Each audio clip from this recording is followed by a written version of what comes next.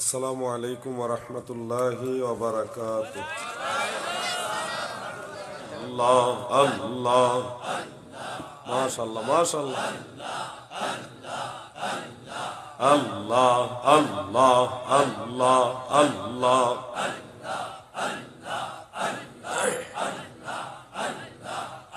আমার দয়াল নবী কামলে ওয়ালা উম্মতের কান্ডারি, দয়াল নবী কামলি ওয়ালা উম্মতের কান্ডারি, মাওলায় যারে আল্লাহ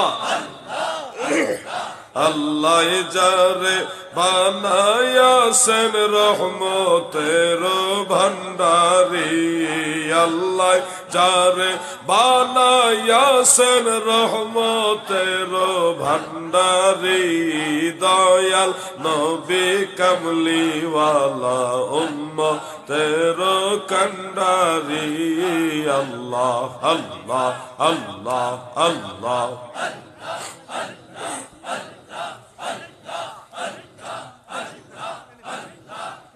লা ইলাহা ইল্লাল্লাহু মুহাম্মাদুর রাসূলুল্লাহ সাল্লাল্লাহু আলাইহি ওয়া আলিহি ওয়াসাল্লাম।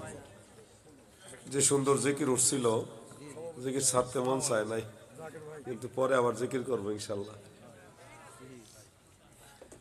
দারিয়াপুর উত্তরপাড়া বড়বাড়ি বাইতুল আমান জামে মসজিদের উন্নতি কল্পে ঐতিহ্যবাহী সিরাজগঞ্জের শাহজাদপুরের মসজিদ সংলগ্ন মাঠে স্থানে আয়োজিত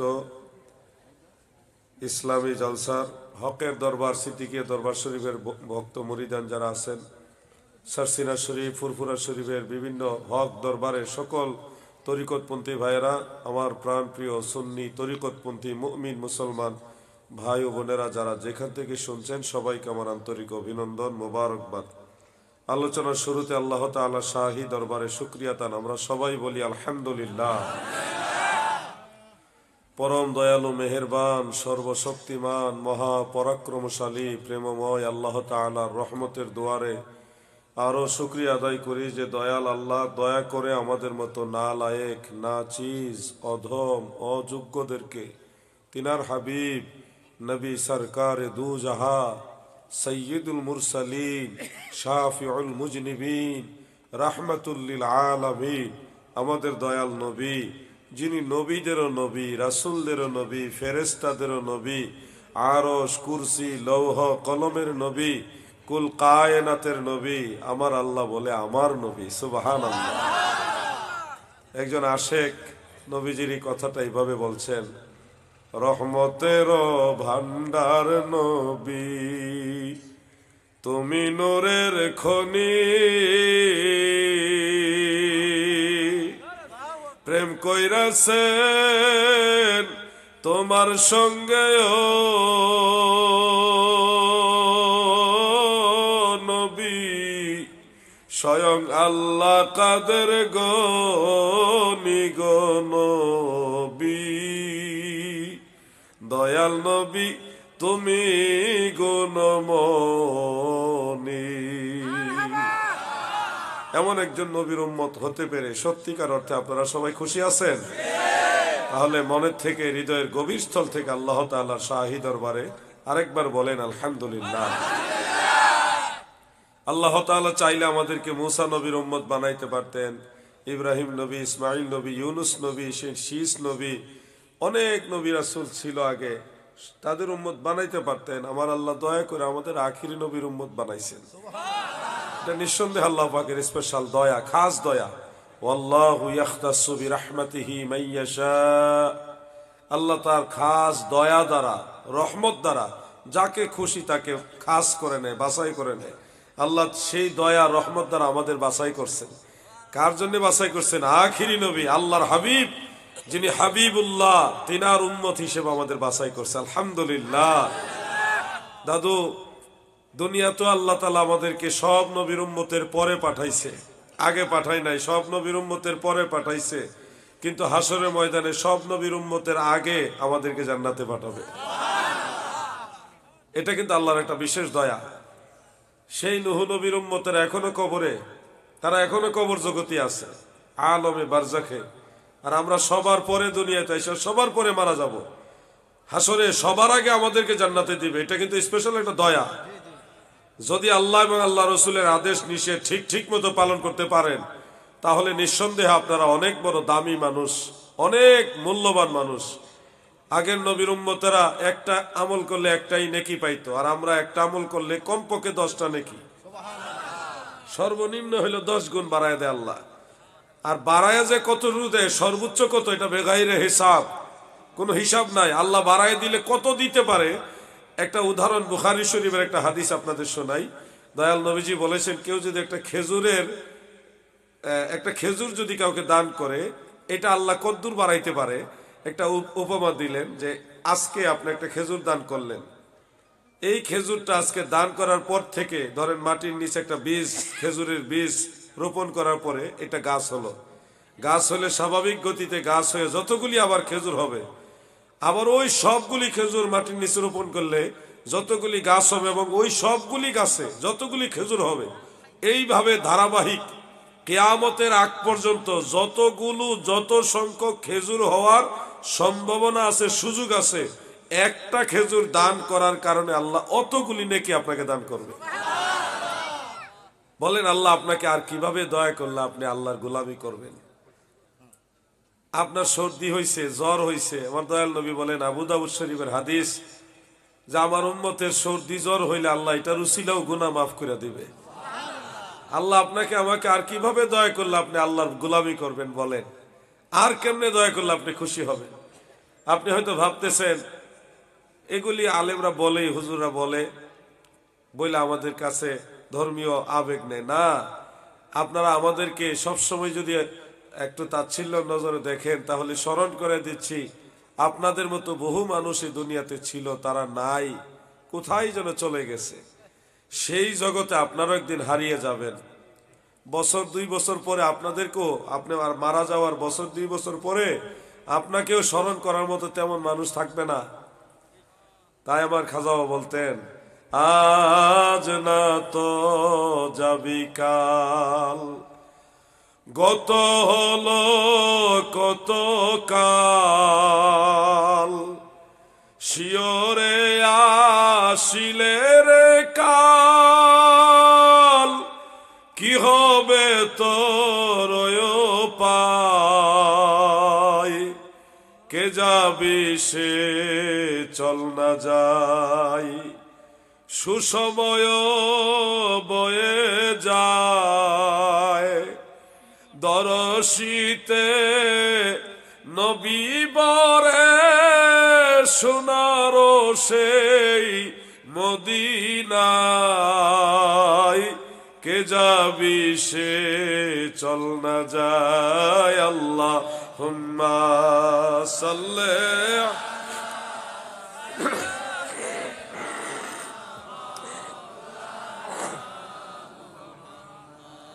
ওয়া আলা আলি সাইয়্যিদ।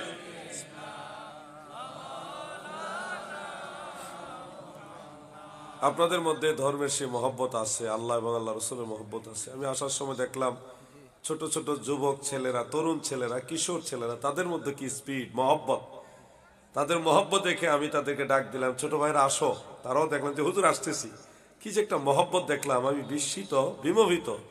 আপনাদের এই প্রেম দেখে আনন্দিত। আল্লাহ আপনাদের এই মহব্বতটা কবুল করুক, বলে না আমি। দাদু, আপনাদেরকে সেই কথাগুলি স্মরণ করাচ্ছি, যে কথাগুলো আপনাদের সবারই জানা আছে, কিন্তু মন থেকে গ্রহণ করতে পারছেন না। পৃথিবীটা ছেড়ে আমরা যখন চলে যাব, আমাদের আমল নামা বন্ধ হয়ে যাবে। ইজা মাতাল ইনসান ইনকাতা আল আমালু আনহু, মানুষ যখন মারা যায় তার আমলের দরজাটা ইনকাতা হয়ে যায়, বন্ধ হয়ে যায়। 3টা জিনিস ছাড়া বাকি সব বন্ধ হয়ে যায়।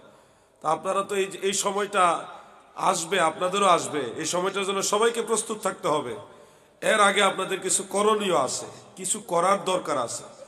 আজকে অনেক মানুষ মসজিদে দান করছেন, দেখে আমার মনটা আনন্দ লাগছে, যে মানুষ আখিরাতের চিন্তা করে, যে আল্লাহ তাআলার দয়ার ভান্ডারের মধ্যে কিছু জমা রাখতেছে, যেটা উসিলা আল্লাহ মাফ করবে। এই যে আপনাদের উদ্যোগ, এটা দেখেও একটা শান্তি লাগে। আমি আপনাদেরকে আরেকটু বিনয়ের সাথে বলতে চাই, আল্লাহ রসুল সাল্লাল্লাহু আলাইহি ওয়াসাল্লাম যে দাওয়াত আপনাদের কাছে নিয়ে এসছে সেটা পরিপূর্ণভাবে আপনাদের জীবনে গ্রহণ করে নেন। উদখুলু ফিস সিলমে কাফা, পরিপূর্ণভাবে ইসলামে আপনারা দাখিল হন। তাহলে আপনার আমার রিজিক সেই আল্লাহই খাওয়ায়। আল্লাহর উপরে নিজেকে ন্যস্ত করে দেন, সর্ববিষয়ে আপনার অভিভাবক হবে স্বয়ং আল্লাহ। সুবহানাল্লাহ। ইব্রাহিম আলাইহিস সালামকে যখন নমরুদ আগুনে ফেলে দিচ্ছে, ফেরেশতা জিবরিল আমিন আলাইহিস সালাম এসে বললেন, আপনার কোনো সাহায্যের প্রয়োজন আছে? হযরত ইব্রাহিম বললেন, নিশ্চয় আমার সাহায্যের প্রয়োজন আছে, তবে আপনার সাহায্য নয়, আমি যার বন্দেগী করি সে আল্লাহর সাহায্য দরকার আছে। আল্লাহ ছাড়া কারো সাহায্য তিনি নিতে রাজি না। এজন্য আল্লাহ খুশি হয়ে আগুনকে বললেন, কুলনা ইয়া নারু কুনি বারদাও ওয়া সালামান আলা ইব্রাহিম। আগুনকে আমার আল্লাহ বললেন, আগুন রে,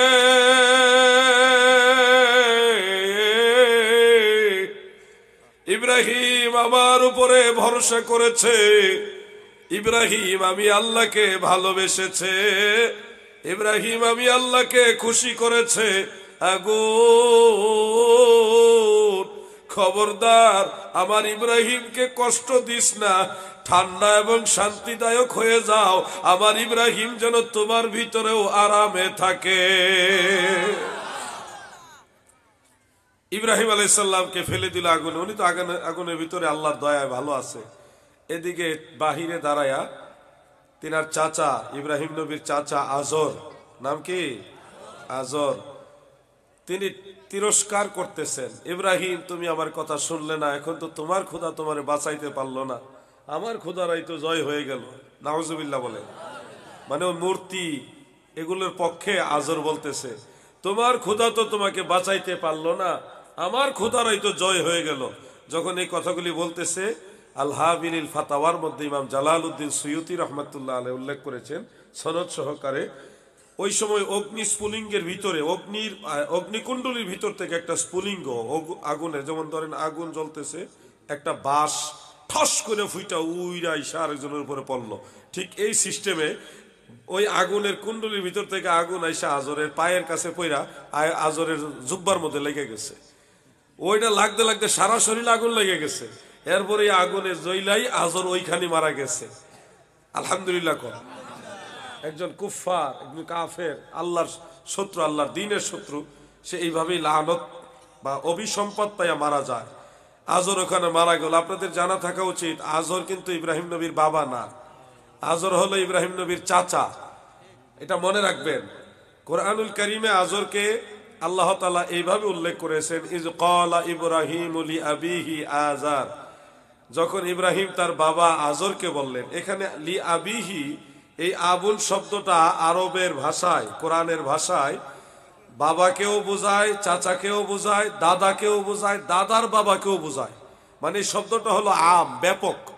নিজের জন্মদাতা বাপকে অর্থ দেয় আবুন দ্বারা, আবার বড় বাবা মানে বাবার বড় ভাইকে বড় আব্বা, বড় চাচা, জ্যাঠা, বাবার ছোট ভাই, ছোট কাকা, ছোট চাচা, যেভাবে বলেন ওটাও কেউ আবুন শব্দ দ্বারা বোঝায়, দাদাকেও আবুন বোঝায়। এটা কোরআন শরীফের মধ্যে আল্লাহ তাআলা উল্লেখ করছেন। যেমন কোরআনুল কারীমের আরেক জায়গা আছে, ইয়াকুব নবী, ইয়াকুব নবী ছিলেন ইসহাক নবীর পুত্র, ইব্রাহিম নবীর নাতি। ইব্রাহিম নবীর কি নাতি, ইসহাক নবীর পুত্র, ইসহাক নবীর পুত্র। আর ইসমাইল নবীর ভাতিজা, ইসমাইল নবীর ভাতিজা, ওনার নাম হলো ইয়াকুব, যিনি ইউসুফ নবীর বাবা। সুবহানাল্লাহ বলেন। ইয়াকুব নবী যখন ইন্তেকাল করবেন, নবী রাসূলুল্লাহ সবাই জিন্দা, ওই আকীদা রাখবেন, ইন্তেকাল সামান্য সময়ের জন্য। হযরতে ইয়াকুব নবী যখন ইন্তেকাল করবেন, তখন তিনি সব সন্তানদেরকে এক জায়গায় জড়ো করায় বললেন, আমি গত হওয়ার পরে তোমরা কার ইবাদত করবে? কোরআন শরীফের মধ্যে উল্লেখ, ক্বালু না'বুদু ইলাহাকা, সবাই এক বাক্যে উত্তর দিল, হে আমাদের পিতা, আমরা সবাই আপনার ইলাহি মানে আল্লাহর ইবাদত করব। ইলাহা আবাইকা ওয়া ইলাহা আবাইকা, এবং আপনার পিতাদের ইলাহির ইবাদত করব। যিনি আপনারও পিতা আর যিনি আপনারও ইলাহি এবং আপনার পিতাদেরও ইলাহি। এরপর উল্লেখ আছে, খুব ভালোভাবে কথাটা খেয়াল রাখবেন। ওয়া ইলাহা আবাইকা ইব্রাহিমা ওয়া ইসমাঈলা ওয়া ইসহাকা, আপনার বাবা যারা তাদের ইলাহিরও ইবাদত করব আমরা। তাহলে বাবা বলতে এখানে তিনজনের কথা উল্লেখ করছে আল্লাহ, ইব্রাহিম, ইসহাক, ইসমাঈল। দেখেন ইয়াকুব নবীর বাবা এখানে তিনজন বলছে আল্লাহ। তাইলে ইয়াকুব নবীর বাবা তো অরিজিনালি হলো ইসহাক আলাইহিস সালাম, তিনিও এই আবাইকার ভিতরে। আবার ইসমাইল নবী বাবা না, চাচা মানে জ্যাঠা, বাবার বড় ভাই, উনাকেও আল্লাহ তাআলা আবাইকার ভিতরে নিয়ে গেছেন। আর ইব্রাহিম নবী তো দাদা, সরাসরি দাদা। তাহলে ইব্রাহিম নবীর নাম আবাইকার ভিতরে এনে আল্লাহ তাআলা উনাকেও বাবার স্থানের মধ্যে নিয়ে গেলেন। তাহলে কোরআন থেকে আপনাদের যে মেসেজটা বুঝালাম যে লি আবিহি দ্বারা জন্মদাতা বাবাও হইতে পারে, চাচাও হইতে পারে, দাদাও হইতে পারে। এই শব্দটা একাধিক অর্থ দেয়। তবে জন্মদাতা পিতার ক্ষেত্রে একটা খাস শব্দ আছে, ওইটাকে বলা হয় ওয়ালিদ। ওয়ালিদ মানে জন্মদাতা পিতা। ইব্রাহিম আলাইহিস সালামের ওয়ালিদ যিনি ছিলেন, জন্মদাতা পিতা যিনি ছিলেন, উনি ইমানদার ছিলেন। ওনার জন্য ইব্রাহিম নবী দোয়া করেছেন, ইস্তেগফার করেছেন। সূরা ইব্রাহিমের মধ্যে আছে, খুব খেয়াল করে শুনবেন। সূরা ইব্রাহিমের মধ্যে তিনি দুইটা দোয়া করেছিলেন। এটা ওনার জীবনের শেষ দিকে, যখন উনি বৃদ্ধ কাবা ঘরের সামনে দাঁড়ায়া ইব্রাহিম আলাইহিস সালাতু ওয়াস সালাম দোয়া করতেছে, রব্বি জাআলনি মুকিমাস সালাতি ওয়া মিন যুররিয়াতি রব্বানা ওয়া তাকাব্বাল দুআ। আল্লাহ আমাকে এবং আমার বংশধর যারা তাদেরকে নামাজীদের অন্তর্ভুক্ত করে দেন, নিশ্চয় আপনি দোয়া কবুলকারী। এই যে দোয়াটা করলেন, এর পরের দোয়াটা তিনি করেছিলেন কাবা ঘরের সামনে দাঁড়ায়া। বৃদ্ধ বয়সে ইব্রাহিম নবী নিজের মা বাবার জন্য দোয়া করতেছে, আল্লাহুম্মা রাব্বানাগফিরলি ওয়া লিওয়ালিদাইয়া ওয়া লিল মুমিনিনা ইয়াওমা ইয়াকুমুল হিসাব। সুবহানাল্লাহ। রাব্বানাগফিরলি, আল্লাহ আমাকে ক্ষমা করেন, ওয়া লিওয়ালিদাইয়া, আমার পিতা মাতাকেও ক্ষমা করে দেন। সুবহানাল্লাহ বলেন। ইব্রাহিম নবীর বাবা মা যদি মুশরিক হইতো, কাফের হইতো, জাহান্নামী হইতো, তাহলে তিনি কোনোদিনও নিজের মা এবং বাবার জন্য আমার আল্লাহর দরবারে ইস্তেগফার করতেন না। আজরের ব্যাপারে একটা কথা আছে, আজরের জন্য তিনি ইস্তেগফার করার অঙ্গীকার করেছিলেন, কিন্তু ইস্তেগফার করেন নাই। তিনি বলছিলেন আমি আপনার জন্য ইস্তেগফার করব। এটা কোরআন শরীফে আছে, ক্বালা সালামুন আলাইক সাআস্তাগফিরু লাক রাব্বি, সালামুন আলাইক সাআস্তাগফিরু লাকা রাব্বি, আমি আপনার জন্য ইস্তেগফার করব। এখানে গ্রামারের একটা কায়দা আছে, অনেক আলেমরা গ্রামার বুঝে না, যার কারণে উল্টা পাল্টা অর্থ করে। শব্দের শুরুতে যদি সিন অথবা সাউফা থাকে তখন এটা মুস্তাকবিলের মানা দেয়, ভবিষ্যতের অর্থ দেয়। যেমন কাল্লা সাউফা তা'লামুনা, সাউফা, সিন এবং সাউফা, এই সাউফা শব্দটা আসলে বলছে অচিরেই তোমরা জানবা, মানে ভবিষ্যতে জানবা। এরপরে ধরেন সায়াসলা নারান জাতায়, সিন যখন আসবে, সিন এবং সাউফা এই দুইটা শব্দ যখন আসে তখন বুঝতে হবে এটা ভবিষ্যতের অর্থ দিবে। এখানে কোরআন শরীফ ইব্রাহিম আলাইহিস সালাম যে শব্দ চয়নটা করলেন, সাআস্তাগফিরু লাকা, ভবিষ্যতে অচিরে আপনার জন্য আমি ইস্তেগফার করব। ইস্তেগফার করেন নাই, করবেন বলেছেন, কিন্তু আল্লাহ তাআলা সেটা চান নাই, কারণ উনি ছিলেন মুশরিক। আজর ছিল কি মুশরিক। চাচা আজরের জন্য যখন ইস্তেগফারের কথা বললেন, আল্লাহ বললেন মা কানা লিন নবিয়্যি ওয়াল্লাযিনা আমানু আইয়াস্তাগফিরু লিল মুশরিকিন, কোন নবী কোন মুমিনের জন্য উচিত নয় কোন মুশরিকের জন্য ইস্তেগফার করা। আল্লাহ এটা পছন্দ করে নাই। ইব্রাহিম নবী কিন্তু ইস্তেগফার করেন নাই, বলছেন করবেন, আর তাতেই আল্লাহ তাআলা এটা রিফিউজ করে দিলেন, এটা বাতিল করে দিলেন। আর নিজের পিতা মাতার জন্য তিনি ইস্তেগফার করেছেন। একটা ঘটনা হলো ইব্রাহিম নবীর প্রথম জীবনের ঘটনা, যৌবনকালের ঘটনা, যেই ঘটনাটা আজরের সাথে সম্পৃক্ত। ইব্রাহিম নবীকে নমরুদ যখন আগুনে ফেলে দেয়, ওই সময় ইব্রাহিম নবী যুবক, ওই সময় ইব্রাহিম নবী কি যুবক, আর আজর তো মারা গেছে নমরুদের আগুনে ফিরেই। তাহলে এটা আজরের কাহিনী তো শেষ। আর মা বাবার জন্য ইব্রাহিম নবী যখন দোয়া করে তখন তিনি ছিলেন বৃদ্ধ। ইসমাইল ইসহাক তিনারা জন্ম হয়েছে, কাবা ঘরের কাছে তারা শেষ বয়সে দোয়া করতেছে, আলহামদুলিল্লাহিল্লাযী ওয়াহাবা লি আলাল কিবার। ওই যে ইসমাইলা ওয়া ইসহাক, এই কথাটা যে এখানে উল্লেখ আছে আলাল কিবার, বৃদ্ধ বয়সে আমাকে যে আল্লাহ ইসমাইল এবং ইসহাককে দান করেছে সে আল্লাহর প্রশংসা করতেছি। এরপরই তিনি দোয়া করেছিলেন মা বাবার জন্য, রব্বানা গফিরলি ওয়া লিওয়ালিদাইয়া। তার মানে বোঝা গেল কোরআন অনুযায়ী ইব্রাহিম নবীর বাবা আজর নয়। আজর একজন কাফের, সে মুশরিক, সে জাহান্নামী, সে নমরুদের আগুনে পুড়া মারা গেছে। আর অরিজিনাল ইব্রাহিম আলাইহিস সালামের পিতা মাতা তিনারা ছিলেন ইমানদার মুমিন মুমিনা, তিনারা জান্নাতি।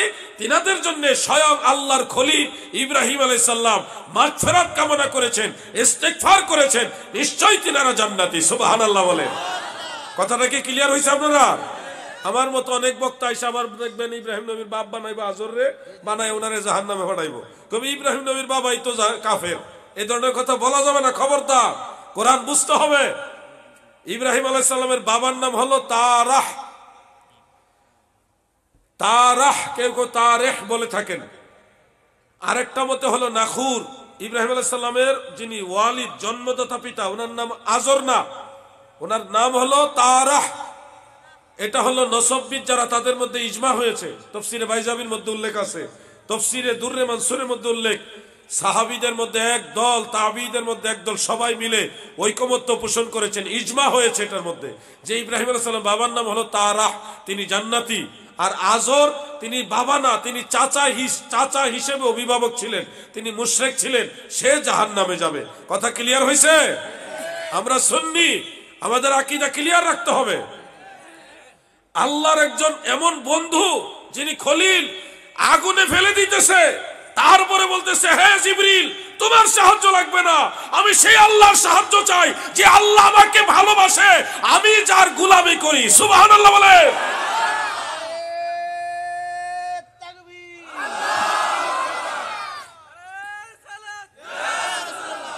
আহলে সুন্নাত ওয়াল জামাত দেই সবাই রেডি হন, আমি একটা তাকবীর দেন সবাই রেডি রেডি।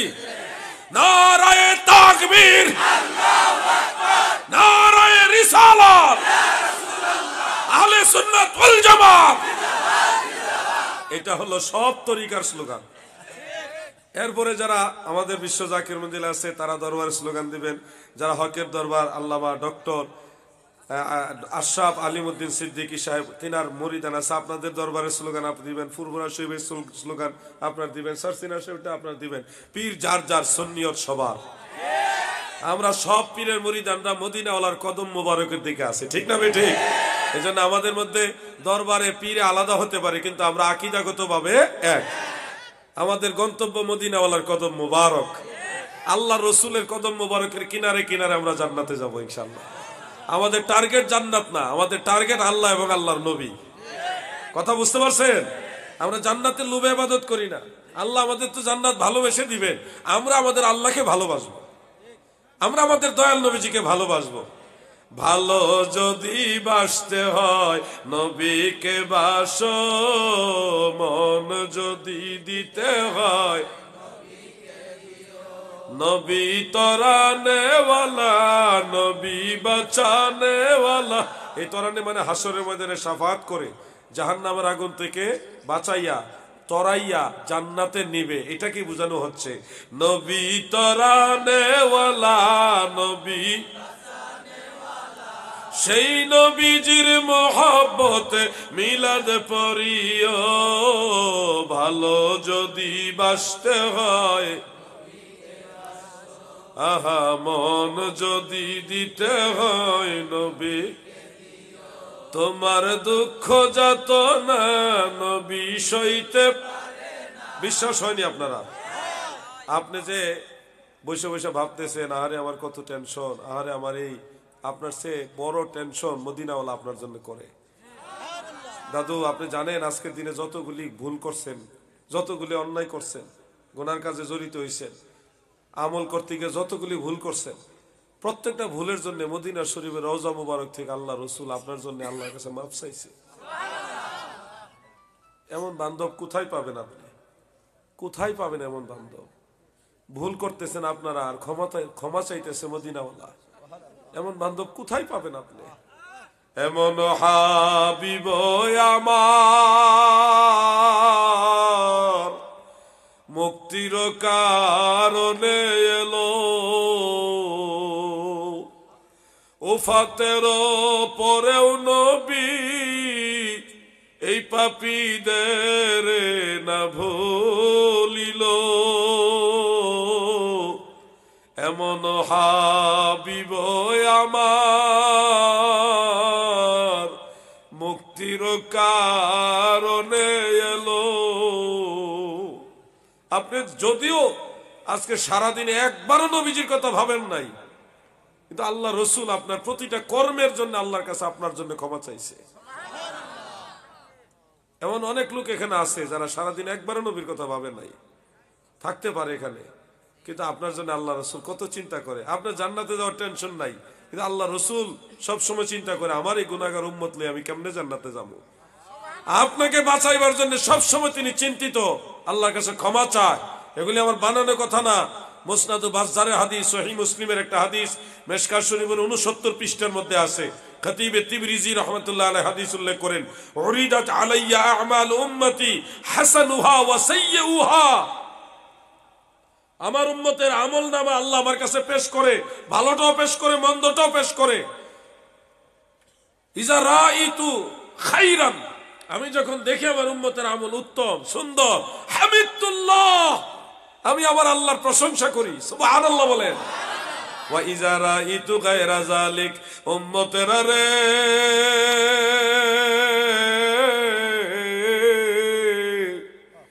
আমি যখন দেখি তোমাদের আমলগুলি উত্তম নয়, ভুল হয়ে গেছে, ত্রুটি রয়ে গেছে, আমি রাসূলুল্লাহ রওজা মুবারক থেকে তোমাদের জন্য আমার আল্লাহর কাছে ক্ষমা প্রার্থনা করি। আল্লাহ আমার উম্মত ভুল করেছে, আল্লাহ আমার উম্মত ত্রুটি করে ফেলেছে, আমি তার নবী হয়ে আপনার বন্ধু হিসেবে ক্ষমা চাই, ক্ষমা করে দেয়। দয়াল নবী তুমি গুণমনি, দয়াল নবী তুমি গুণমনি, পাপী লোক তরাইবেন বলে গো নবী, কোরআনেতে শুনি গো নবী, দয়াল নবী তুমি গুণমনি। আল্লাহুম্মা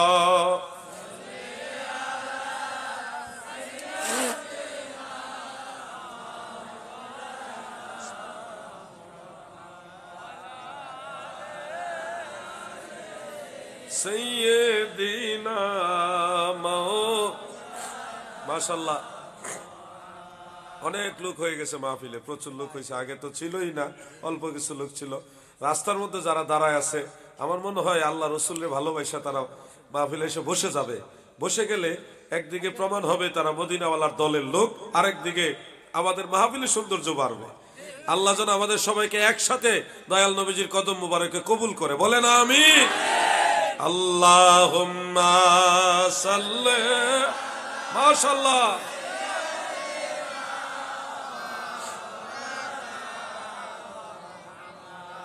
ওয়ালা আলি সাইয়্যিদিনা মাওলানা।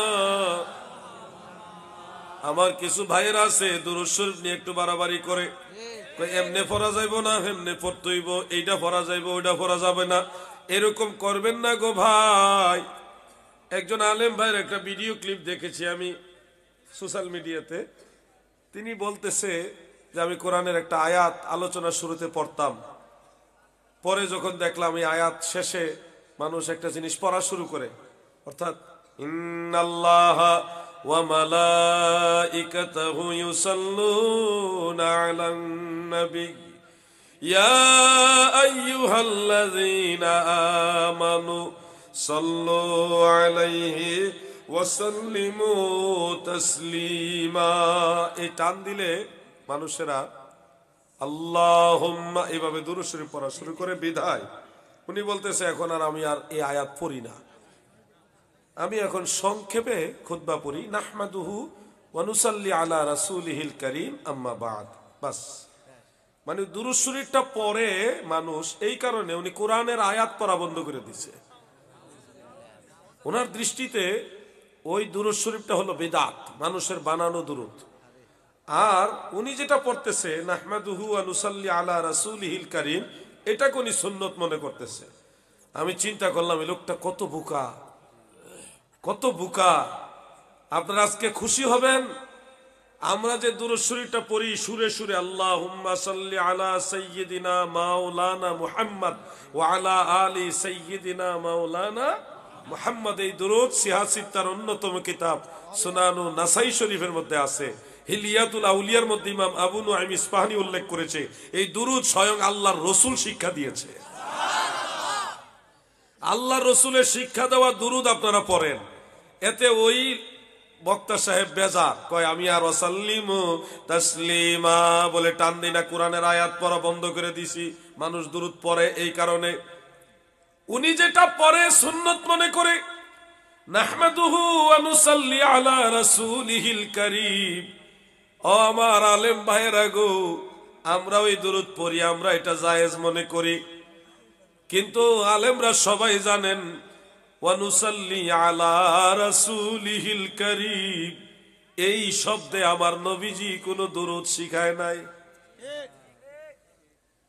ওয়া নুসাল্লি আলা রাসূলিহিল কারীম এটা আমরাও পড়ি, জায়েজ মনে করি, কিন্তু আমার ওই ভাই যেই দুরূদ হাদিসে আছে ওইটা আপনারা পড়েন, এতে উনি বেজার হইয়া কোরআনের আয়াত বাদ দিয়া দিছে, কোরআনের আয়াত পড়া বাদ দিয়া দিছে। আর যেই দুরূদ হাদিসে নাই, আলেমরা লিখেছে, ভালো লিখেছে, কিন্তু সরাসরি হাদিসে নাই, ওই দুরূদ উনি গৌরবের সাথে পড়তেছে, আর ওই আগের হাদিসের দুরূদকে উনি আনকার করতেছে। এগুলি হলো জ্ঞান পাপী, কিছু জানে কিছু জানে না, কিছু বুঝে লাভ মারে, কিছু না বুঝেও লাভ মারে। দুরূদ শরীফ নিয়ে বাড়াবাড়ি করবেন না, যে দুরূদ শরীফ পারেন ওটা পড়তে থাকেন। ওইটা দ্বারা এটা বলবো, আচ্ছা তাহলে বলা দরকার আছে। আমি সিরিয়ালে বলি, যে দুরূদ শরীফটা পারেন ওটাই পড়বেন। দুরূদ শরীফ নিয়ে ঝগড়া করা কোনো মুসলমানের কাজ না। আপনি যেটা পারেন ওটা পড়েন, মূল টার্গেট হবে আল্লাহ রাসূলকে রাজি খুশি করা। আপনার দুরূদের জন্য আল্লাহ খুশি হয়ে যায়, মদিনাওয়ালা খুশি হয়ে যায়, এটা হবে টার্গেট। আপনি যেটা পারেন এটা পড়েন, আমি যেটা পড়ি এটা পড়ি। আপনি দেখেন না ইমামরাও যে দুরূদ পারছে ওটা পড়ছে। ইমাম বুখারীর কিতাবে দেখেন দুরূদ শরীফ আছে, কিন্তু দুরূদ ইব্রাহিম না, অন্য দুরূদ আছে সাল্লাল্লাহু আলাইহি ওয়াসাল্লাম, এটা কিন্তু দুরূদ ইব্রাহিম না, এটাও কিন্তু একটা দুরূদ, ছোট দুরূদ আলাইহি সালাতু ওয়াস সালাম, এটাও কিন্তু একটা দুরূদ। ওয়া নুসাল্লি আলা রাসূলিহিল কারীম এটাও একটা দুরূদ। খুতবার মধ্যে বক্তা যারা তারা খুতবার মধ্যে দুরূদ পড়ে, ওয়াসসালাতু ওয়াসসালামু আলা সাইয়্যিদিনা ওয়া মাওলানা মুহাম্মদ, এটাও একটা দুরূদ। জুমার নামাজে, ঈদের নামাজে, সব খুতবার মধ্যে কিন্তু দুরূদ আছে, কিন্তু দুরূদ ইব্রাহিম না, অন্য দুরূদ। মুসলিম শরীফে ইমাম মুসলিম দুরূদ লেখছে, আবু দাউদ, তিরমিজি, ইবনে মাজাহ, নাসাই সব কিতাবে দুরূদ আছে। আমার ভাইয়েরাও কিন্তু এই কিতাবগুলি পড়েই আসছে, তবে আমার সন্দেহ হয় আর আমার মেইন কিতাব না পড়া গাইড বই পড়া পাস করে লইছে, এই জন্য ঝামেলাটা বাঁচতেছে। কি বলেন আপনারা?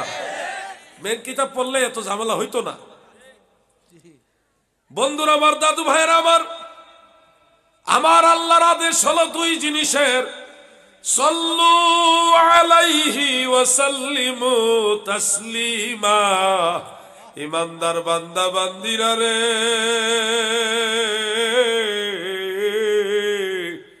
তোমরা আমার নবীর উপরে দরুদ পড়ো, আমার নবীরে তাজিম কইরা সালাম দাও। আল্লাহ তাআলার আদেশ হলো দুইটা জিনিসের, সল্লু দরুদ পড়ো, আলাইহি নবীর উপরে। আল্লাহ দুরুদের ব্যাপারে আদেশ দিছে সল্লু পড়ো, সালামের ব্যাপারে আদেশ দিছে ওয়াসাল্লিমু সালাম দাও, কিন্তু সালামের ব্যাপারে ওয়াসাল্লিমু বলে থেমে যান নাই। আল্লাহ আরো বাড়তি একটা শব্দ লাগাইছে তাসলিমা, মাফউলে মুতলাক, মানে এই শব্দটা আসলে এটা তাকিদ বুঝায়, অনেক বেশি গুরুত্ব বুঝায়, যে নবীর উপরে দুরুদ পড়ো কিন্তু বেশি গুরুত্ব দিয়া তাকিদ দিয়া বেশি তাজিমের সাথে আমার নবীরে সালামও দাও, সুবহানাল্লাহ বলে। তাহলে দুরুদের চেয়ে সালামের গুরুত্ব আল্লাহ বেশি দিছে। কথা বুঝতেছেন না আপনারা? দুরুদের গুরুত্ব অবশ্যই আছে, কিন্তু সালামের গুরুত্ব বেশি দিছে আল্লাহ, যার কারণে নামাজের ভিতরে দুরুদ পরে সালাম আগে। খেয়াল করছেন না মনে হয় আপনারা? দুরুদ শরীফ পরে তাশাহুদের ভিতরে আত্তাহিয়াতুর ভিতরে সালাম আগে। আসসালামু আলাইকা আইয়ুহান নাবিয়্যু ওয়া রাহমাতুল্লাহি ওয়া বারাকাতুহু, আগে সালাম পরে দিছে দুরুদ। এখন আমরা যে নবীজিরে সালাম দেই, দাঁড়ায়া দেই অনেকে, এই দাঁড়ায়া দেওয়ার মধ্যে মূল হাকিকত হলো নবীজির প্রতি মহব্বত, নবীজির প্রতি সম্মান প্রদর্শন করা। কোথা থেকে আসলো এই দাঁড়াইয়া নবীজিকে সম্মান প্রদর্শন করে সালাম দেওয়ার রীতি? আজকে এই সিরাজগঞ্জবাসী আপনাদের জানায় দিব, কে শুরু করলো দাঁড়াইয়া নবীজিকে সালাম দেওয়ার রীতি? কোথা থেকে আমরা পাইলাম আল্লাহর নবীরে দাঁড়াইয়া সালাম দিতে হবে? এই সিস্টেম কে চালু করেছে আপনাদের জানা দরকার।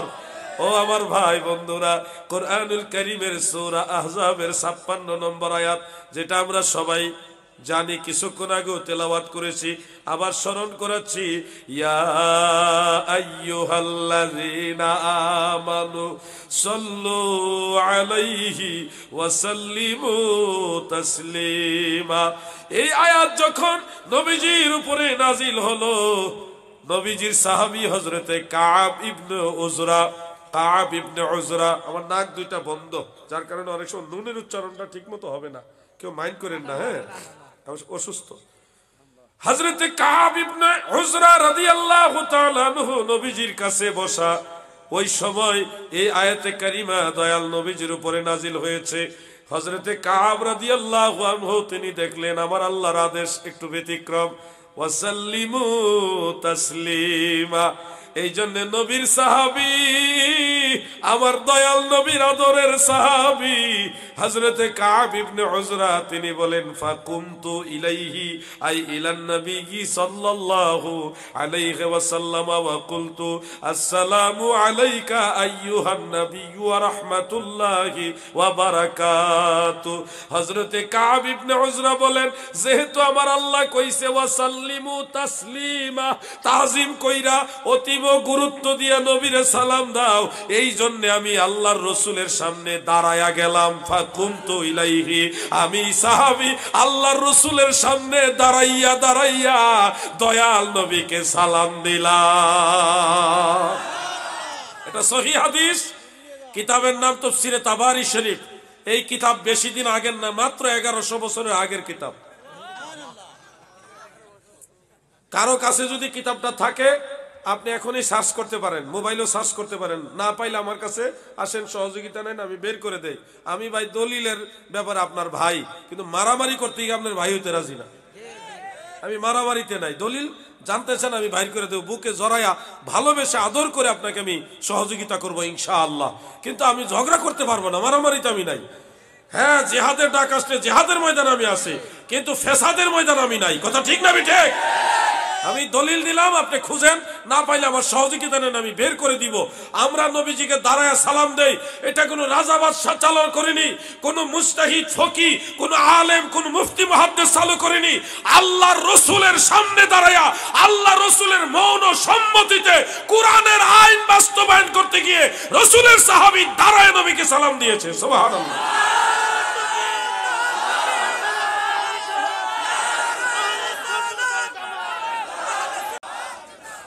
প্রিয় ভাই আমার দাদু ভাই মাঝখানে যেটা বললেন এই জন্য একটু শেয়ার করলাম, এই ব্যাপারে আলোচনা করার ইচ্ছা ছিল না। কিন্তু আমার কথা হলো ভাই, আপনি যদি ইয়া নবী সালামু আলাইকা এইভাবে সালাম দিতে ভালো না লাগে, আপনি আসসালাতু ওয়াসসালামু আলাইকা ইয়া রাসূলুল্লাহ ওইভাবেই দেন। আমার কথা হলো সালাম দেন, মারামারি করেন না। আপনি বলবেন ইয়া নবী সালামু আলাইকা কোরআনে পাইলাম না, হাদিসও পাইলাম না, এটা আমি দিব না। আমি বলবো ভাই এটাও আছে, আপনি হয়তো বুঝেন না। বেশকমটা হলো বুঝেন, ঝগড়া অযথা করবেন না। কোরআনে ইয়া নবী সালামু আলাইকা এটার দলিল আছে, আমি বুঝাই দিচ্ছি কেমনে আছে। কোরআন শরীফের মধ্যে একাধিক আয়াত আছে, একটা না একাধিক আয়াত আছে। আল্লাহ তাআলা নবীজিকে এইভাবে সম্বোধন করেছেন, ইয়া আইয়ুহান নাবিয়্যু ইন্না আরসালনাকা শাহিদাও ওয়া মুবাশশিরাও ওয়া নাযীরা। এই ধরনের আরো আয়াত আছে যে আয়াতগুলোর শুরুতে আল্লাহ নবীকে সম্বোধন করছে ইয়া আইয়ুহান নবী বলে, খুব খেয়াল করে শুনবেন। হ্যাঁ, না ওটা আমার দরকার নাই, আপাতত ইয়া আইয়ুহান নবী দিয়ে আমি এই মাসালাটা বুঝাই। আল্লাহ তাআলা নবীজিকে ইয়া আইয়ুহান নবী, ইয়া আইয়ুহার রাসূল, ইয়া আইয়ুহাল মুদ্দাসসির, ইয়া আইয়ুহাল মুজাম্মিল, এই চার ভাবে সম্বোধন করছে কোরআন শরীফে। তার মধ্যে আমি বোঝানোর জন্য একটা নিলাম, ইয়া আইয়ুহান নবী। খুব মনোযোগ দিয়ে শুনবেন আমার দাদু ভাইরা। গ্রামারের কিতাব আছে, বাংলাতে যেমন ব্যাকরণের কিতাব আছে, আরবি তো গ্রামারের নাহু সরফের কিতাব আছে। আরবি নাহুর কিতাবের মধ্যে অনেক প্রাচীন তবে একটা কিতাবের নাম হলো শরহে জামি। নাম কি বলেন? মুখস্থ করে ফেলেন, শরহে জামি। ওই কিতাবের মধ্যে উল্লেখ আরো অনেকগুলো কিতাবে আছে, আমি জাস্ট একটা কিতাবের নাম বললাম মাত্র। ইজা ক্বালার রাজুলু ইয়া আইয়ুহার রাজুল, ইজা ক্বালার রাজুলু, যদি কোন একজন ব্যক্তি বলে ইয়া আইয়ুহার রাজুল, ফামানাহু ইয়া, এটা এবারটা হলো ইয়া ইজা ক্বালার রাজুলু ইয়া রাজুলু ফামানাহু কামানা ইয়া আইয়ুহার রাজুল। এবারতের বাংলা অর্থ হলো কেউ যদি বলে, কোন একজন ব্যক্তি যদি বলে ইয়া রাজুলু, ইয়া নেদা রাজুলু মুনাদা হিসেবে মারেফা, আপনারা এটা বুঝবেন না, আমার আলেম ভাইরা বুঝবে এটা, এটা আপনারা বুঝবেন না, না বুঝলে শুনেন। যদি কেউ বলে ইয়া রাজুলু, যেমন ইয়া নবী, ইয়া রসুলু, ইয়া হাবিব, এভাবে যদি কেউ বলে আর কি, ফামানাহু কামানা, এটার অর্থ হবে ওই অর্থের মতো ইয়া আইয়ুহার রাজুল। মানে কেউ যদি বলে ইয়া রাজুলু, এটার অর্থ হবে ইয়া আইয়ুহার রাজুলের অর্থ। অর্থাৎ সহজ ভাষায় গ্রামারের নিয়ম অনুযায়ী কেউ যদি বলে ইয়া নবী, তখন এটার অর্থ হবে ইয়া আইয়ুহান নবী। কেউ যদি বলে ইয়া রাসূল, তখন এটার অর্থ হবে ইয়া আইয়ুহার রাসূল। কেউ যদি বলে ইয়া হাবিব, তখন গ্রামার অনুযায়ী এটার অর্থ হবে ইয়া আইয়ুহাল হাবিব। তাহলে গ্রামার মোতাবেক কোরআনের এই আয়াতে ইয়া আইয়ুহান নবী যেটা বলছে, এটাকে লিকাসরাতিল ইস্তেমাল, অধিক পরিমাণে ব্যবহারের কারণে সংক্ষেপ করা হয়েছে ইয়া নবী। আমার ওই ভাইরা তো গ্রামার বুঝে না। যেমন ধরেন আজকে পোস্টারের মধ্যে এমন নাম আসেনি, আমি দেখি না, ওরকম দেখছি না। অনেকের ধরেন অনেকের নামের সাথে ব্র্যাকেটের মধ্যে স্বরে অ ব দিয়ে বিসর্গ থাকে, অব থাকে কিনা, এটা দিয়ে আপনারা কি বুঝেন? সবাই বলেন না, একটু কথা বলেন। অবসরপ্রাপ্ত সম্পূর্ণ শব্দটা কিন্তু এখানে নাই, সংক্ষেপে দুইটা অক্ষর আছে আর বিসর্গ আছে, এতে আপনারা ধরে নিলেন এটা অবসরপ্রাপ্ত। এটা ব্যাকরণের একটা নিয়ম অনুযায়ী করা হয়েছে। আরবি ব্যাকরণও একটা নিয়ম অনুযায়ী ইয়া আইয়ুহান নবীকে সংক্ষেপ করা হয়েছে ইয়া নবী। এখন যে ব্যাকরণ বুঝে না, তার কাছে তো এটা কোরআনে নাই। কথাটা বুঝছেন না আপনারা? আবার এই হলো মূল হাকিকত। না বুঝাও কিছু লাফাই, বুঝাও কিছু লাফাই, এই লাফালাফি করবেন না। নবীর দুরূদ সালাম এটা সেন্সিটিভ বিষয়। কেউ বিরানির লোভে আর খিচুড়ির লোভে জিলাফির লোভে নবীজিকে সালাম দেয় না। রে ভাই, তোমাদের দৃষ্টিভঙ্গিটা চেঞ্জ করো। যারা দাঁড়ায় নবীজিরে সালাম দেয়, তারা বিরানির লোভে আর খিচুড়ির লোভে আর জিলাফির লোভে নবীরে সালাম দেয় না। নবীর উম্মতেরা নবীর ভালোবাসা নিয়ে দাঁড়ায় নবীরে সালাম দেয়, ঠিক না বেঠে? দৃষ্টিভঙ্গিটা পাল্টান। চরমোনাই দরবারের পীর সাহেব মুফতি রেজাউল করিম সাহেবকে আমি ধন্যবাদ জানাই যে উনি সুন্দর একটা বক্তব্য দিয়েছেন। তিনি বলেছেন, কেউ যদি রসুল পাক সাল্লাল্লাহু আলাইহি সাল্লামকে মিলাদে দাঁড়ায়া সালাম দেয় মুস্তাহাব হিসেবে, ফরজ ওয়াজিব না, মুস্তাহাব হিসেবে নবীজির মহব্বতে, তাহলে এটাকে বিদআত বলা, ভণ্ডামি বলা ঠিক না। চরমোনাইর হুজুরে কিন্তু এই সুন্দর বক্তব্য দিয়া দেশের মধ্যে একটা ভালো শান্তি শৃঙ্খলার বা মুসলমানে মিলেমিশে থাকার একটা সুন্দর সহযোগিতা করেছেন। এই জন্য ধন্যবাদ জানাইলাম। সত্যটা আইজ হোক কাইল হোক সবার কাছে আসবে। আমরা নবীজিরে সালাম দিই, আপনারা সত্য করে বলেন, নবীজিরে যে দাঁড়ায় সালাম দেন, দুনিয়ার কোন লোভে দেন? বেশি না হোক, অল্প হইল নবীজিকে ভালোবাসা তো সালামটা দেন, তাই না? আমাদের এটা মূল টার্গেট হলো রসুলের ভালোবাসা। আর রসুলের পাকের ভালোবাসাটা হলো ঈমান। নবীর ভালোবাসার যার হৃদয়ে নাই তার ঈমান নাই, ঈমান নাই, ঈমান নাই। আমার পীর কেবলা জান হুজুর বলতেন, হুজুর কেবলা ছন্দগুলি বললে আবার রাগ করেন না কেউ, আমার খুব ভালো লাগে, খাজা বাবা গাইতেন এগুলি আমি গাই। সব পীর মাশায়েখের সম্মান তাজিম মাথার উপরে রেখে আমি এগুলি কথা বলতেছি। আমার দাদু ভাইয়েরা গো, হুজুর কেবলা জান বলতেন, ঈমান মুহাব্বত আমার নবী মুস্তাফার গো, খাকে গলি মদিনার শতত বিছানা মুরো, বালাখানা হইল মুরো গলি মদিনার গো। ঈমান মুহাব্বত আমার নবী মুস্তাফার গো। এটা বাংলা ছন্দ হইলো, অনেকে বুঝতে একটু টেনশনে পড়ে গেছেন, এটা কি কইলো আসলে। খাকে গলি মদিনারও, মানে খাক মানে মাটি, মদিনার রাস্তার যে মাটি, এটা আমার কাছে বালাখানা, রাজা বাদশাদের বিছনার চেয়েও দামি। এটা হুজুর বলতেছে, খাকে গলি মদিনার শতত বিছানা মুরো, শতত মানে সর্বদা, সব সময় মদিনার ধুলাবালি আমার বিছানা, বালাখানা হইল মোরো গলি মদিনার গো। ঈমান মুহাব্বত আমার নবী মুস্তাফার গো। আল্লাহুম্মা মাশাআল্লাহ। ছোট ভাইরা দুরূদ পড়ো, দুরূদ পড়ো, ঘুমে ধরতো না, দুরূদ পড়ো সবাই। মুহাম্মদ ওয়া আলা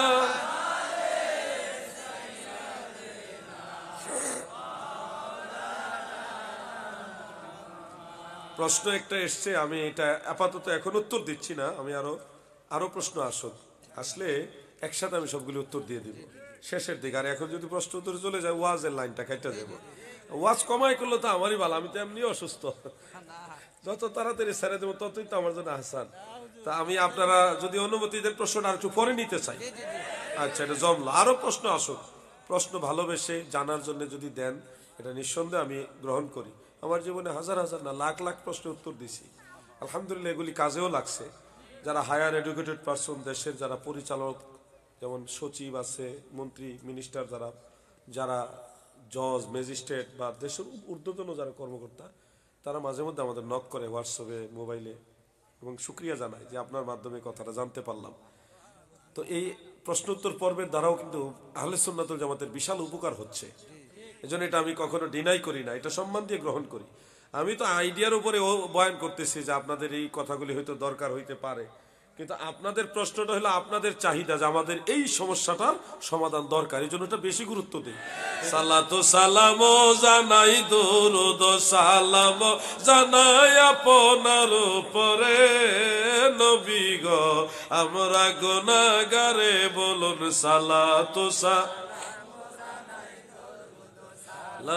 জানাই আপনার উপরে নবী গো, আমরা গুনাহ।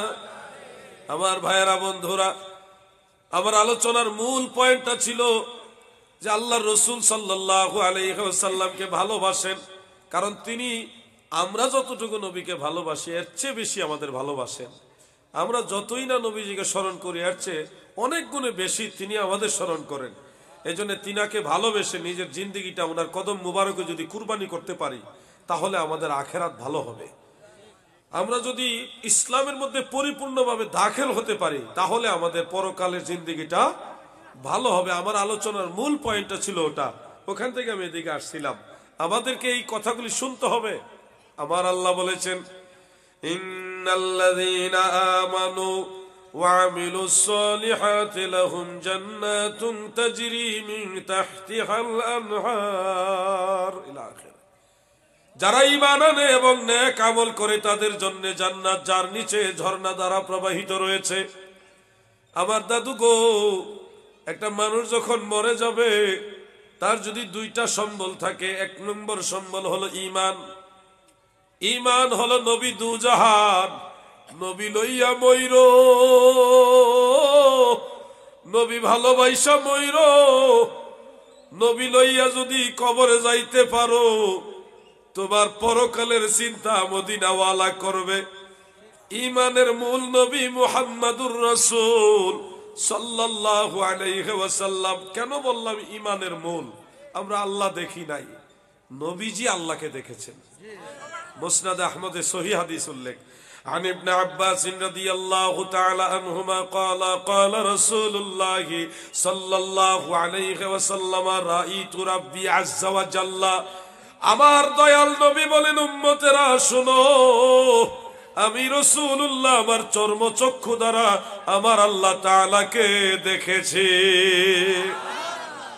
এরকম অনেকগুলো হাদিস রয়েছে। জমহুর সাহাবাই কারাম এটাই বলেছে, এমনকি আইমাই কারাম এটাই বলেছে বিশুদ্ধ। কিন্তু কিছু কথা এখানে বলা প্রয়োজন। কোরআনুল কারীমের মধ্যে একটা আয়াত আছে, লা তুদরিকুহুল আবসার ওয়া হুয়া ইউদরিকুল আবসার ওয়া হুয়াল লাতীফুল খাবীর।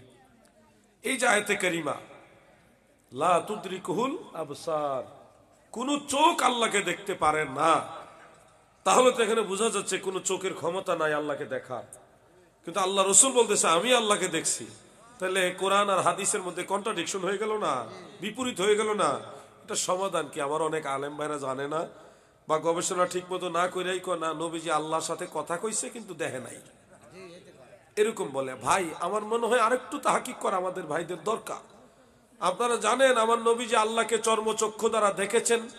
7 আসমানের উপরে যায় আরশ, কুরসি, লৌহ কলম পার হইয়া কাবা কাউসাইনি আও আদনা, ওইখানে গিয়ে আল্লাহকে নবীজি দেখছে। এটা নিশ্চয়ই জানা আছে। সুম্মা দানা ফাতাদাল্লা ফাকানা কাবা কাউসাইনি আও আদনা, সূরা নজমের মধ্যে উল্লেখ, ফাআওহা ইলা আবদিহি মা আওহা।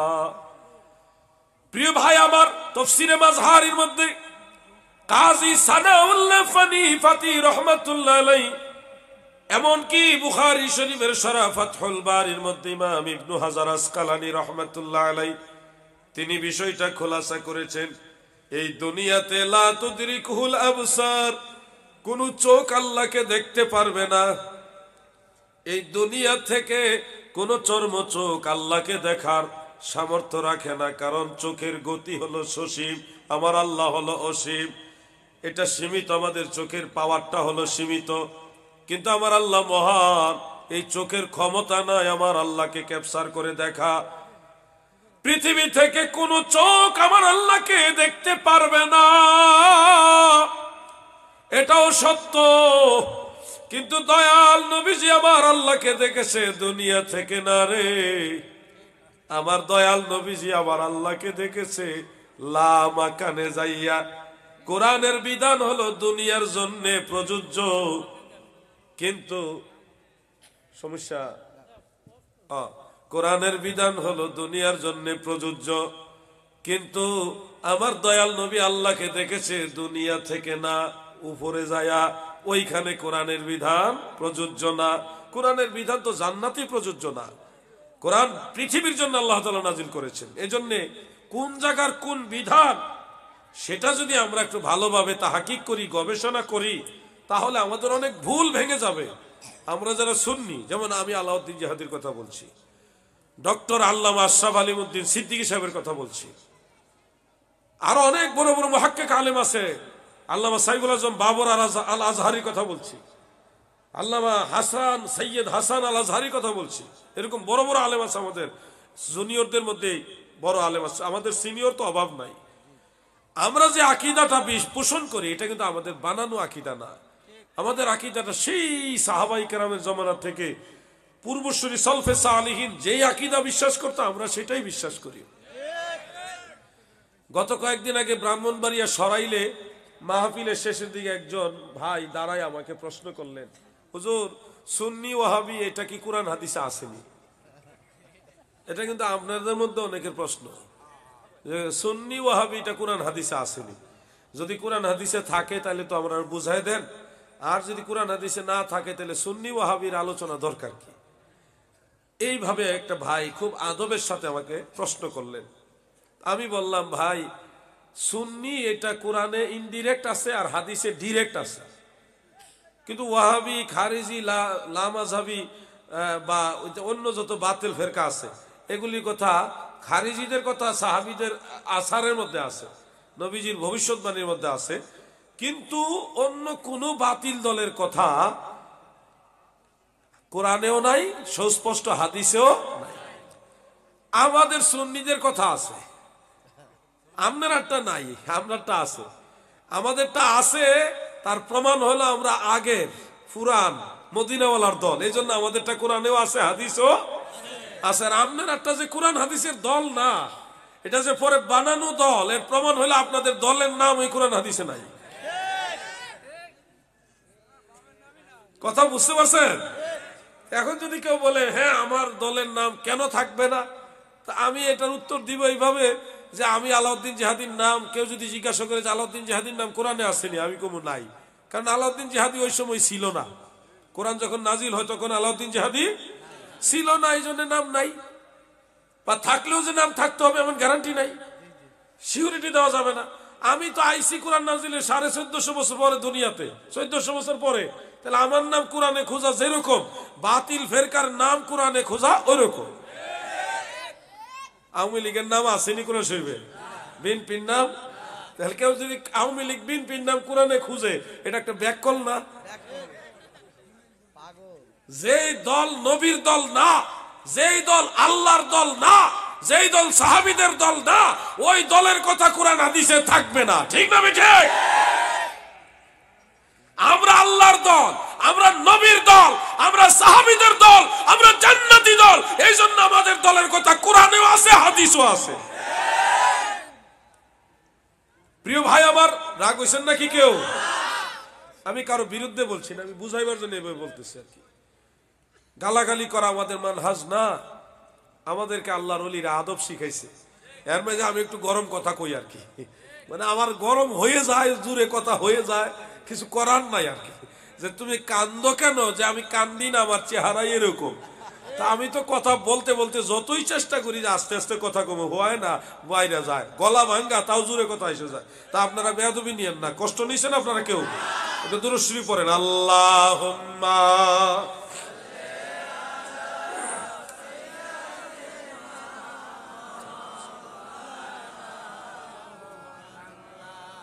ওয়ালা আলি। আমার বড় ছেলে,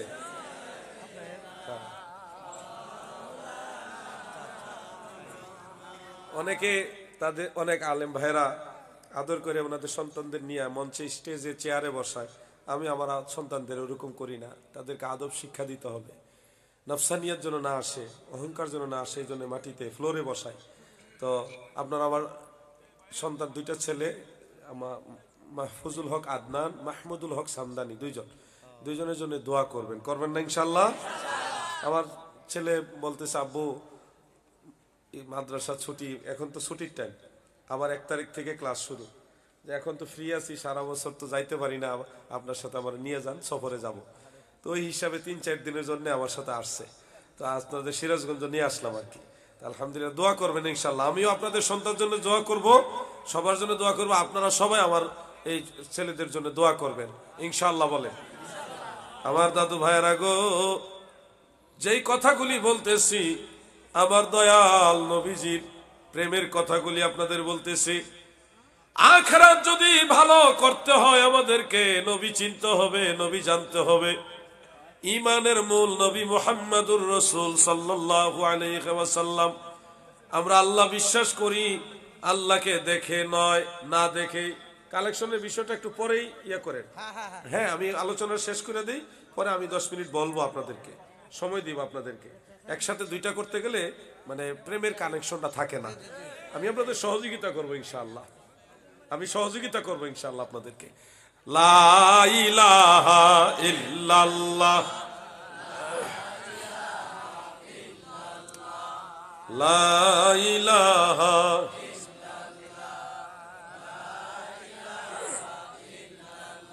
হক, লা ইলাহা মুহাম্মদ রাসূলুল্লাহ, সাল্লাল্লাহু আলাইহি ওয়াসাল্লাম। আমার ভাইয়েরা, আখিরাত যদি ভালো করতে হয় নবী নিয়ে মরতে হবে, নবী জানতে হবে, নবী ভালোবাসতে হবে, নবীর তরিকায় চলতে হবে। ঈমান এবং নেক আমল দুইটা নিয়ে পরপারে রওনা দিতে হবে। দাদুরে, দুনিয়ার বহু মানুষ হাসরের ময়দানে অসহায় হয়ে সূর্যের ভয়াল তাপের মাঝে কষ্ট করে দাঁড়াবে, মাথার মগজগুলি ভাতের মারার মতো টকবক টকবক করবে, কঠিনতর কষ্টের উপরে কষ্ট হবে, কিছুই করার থাকবে না, কেউ তাদের পক্ষে থাকবে না। হাসর ময়দান এমন এক ময়দান, ভাই ভাইয়ের পক্ষে দাঁড়াইবে না, স্বামী স্ত্রীর পক্ষে, স্ত্রী স্বামীর পক্ষে, কেউ কারো জন্য কথা বলবে না। মানে ওটা এমন এক জায়গা, আপনার চিন্তা আপনাকেই করতে হবে। এমন এক কঠিন ময়দান হলো হাসরের ময়দান। ওই সময় যদি আপনার আমল নামা ভালো না হয়, ইমানের দৌলত যদি মজবুত না হয়, এমন অসহায় হইবা, এমন কঠিন বিপদে পড়বা, তোমাকে সাহায্য করার মতো কেউ থাকবে না। সেই কঠিন হাসর ময়দানে যাওয়ার আগে আমাদেরকে এই দুইটা জিনিস ভালোভাবে গ্রহণ করতে হবে। ইন্নাল্লাযীনা আমানু ওয়া আমিলুস সালিহাত, ঈমান এবং নেক আমল, এই দুইটা জিনিস আমাদেরকে একেবারে আঁকড়ায়া ধরতে হবে। মরার পরে ধন সম্পদ, বাড়ি গাড়ি যা কিছু করছেন এগুলি কাজে লাগতেও পারে, নাও লাগতে পারে। যদি ভালো কাজে দান করে সাদাকা করে কিছুটা পাইবেন, আর নাইলে এগুলি গুনার কাজেও লাগতে পারে, বলা যায় না। কিন্তু আপনি যা অর্জন করে যাবেন এটা আপনার আমার সবার আখিরাতের জন্য কল্যাণের দিকে নিয়ে যাবে।